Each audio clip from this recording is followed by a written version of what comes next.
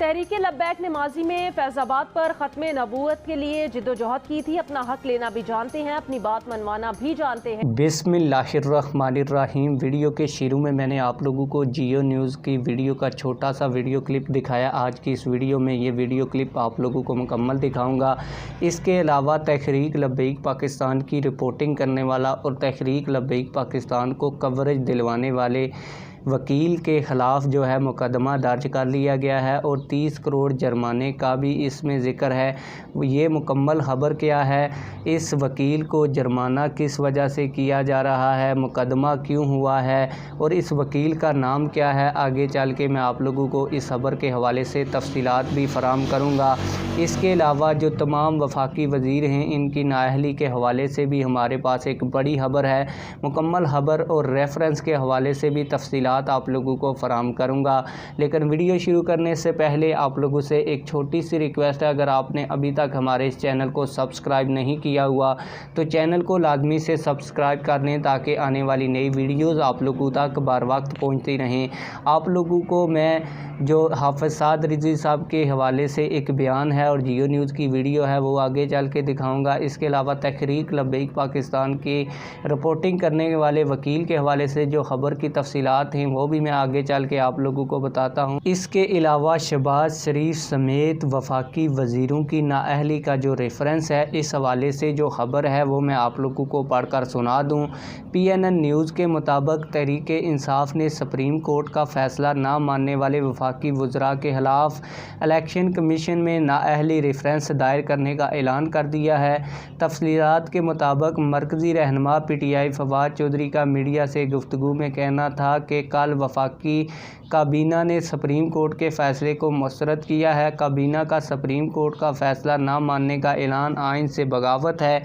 वफाकी वज़रा रात 12 बजे तक काबीना के अलामिया से इज़हार लातल्की करें। अगर इज़हार लातल्की नहीं किया गया तो इलेक्शन कमीशन में नाअहली रेफरेंस दायर किया जाएगा। PTI रहनुमा ने कहा कि वज़रा खुद को आज रात तक अलामिया से अलग नहीं करते तो रेफरेंस भिजवाएंगे। इनके कहना था कि इन वज़रा की तफसीलात मांगी हैं जिन्होंने काबीना इजलास में शिरकत की है। फवाद चौधरी ने कहा कि आइन के आर्टिकल 63A के तहत सीट करने का रेफरेंस भिजवाया जाएगा। इन वज़रा ने नज़रिया पाकिस्तान के ख़िलाफ़ काम किया है। अब मैं आप लोगों को हाफ़िज़ साद रिज़वी साहब को जो के बयान को जो भरपूर जियो न्यूज़ ने कवरेज दी उसकी वीडियो दिखाता हूँ। फिर मैं आप लोगों को तहरीक लब्बैक पाकिस्तान के वकील को जो जुर्माना करने और मुकदमा दर्ज करने की खबर है, इसकी तफसीलात भी बताता हूँ। तहरीक लब्बैक ने माजी में फैज़ाबाद पर ख़त्म नबूवत के लिए जिद्दोजहद की थी। अपना हक लेना भी जानते हैं, अपनी बात मनवाना भी जानते हैं। सरबराह तहरीक लब्बैक साद रिज़वी का नज़रिया पाकिस्तान जलसे से खिताब। कहा, बगलगीर बच्चों को पाला गया है, कौम मजीद तजर्बात नहीं कर सकती। 11 खिलाड़ी मिलकर बैठे हुए हैं, अनकरीब 12वें खिलाड़ी का तमाशा देखेंगे। पाकिस्तान आयन तोड़ने के लिए हासिल नहीं किया गया, खिलाड़ी को वज़ीर आज़म बनाने के लिए वतन हासिल नहीं किया गया।